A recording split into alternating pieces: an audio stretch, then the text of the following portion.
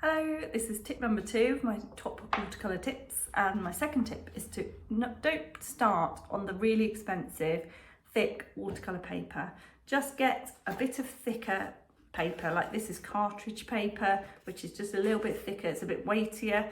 Or if you want to go super budget, get a roll of decorators lining paper from B&Q or somewhere like that, and just cut yourself some small little bits and just practice watercolour techniques on that, because it will work in sort of the same way. It's very thick, dense paper, it holds the water really well, so if you're decorating with it, you know, it will absorb, it won't absorb all the paste, it stays on one side, so it's very good for watercolour technique as well.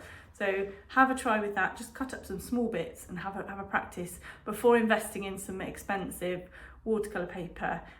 Just have a play and have a try, because then there's no pressure on you at all to kind of do it right or anything like that. You're just having a mess about. So watercolour paper versus lining paper is a great tip.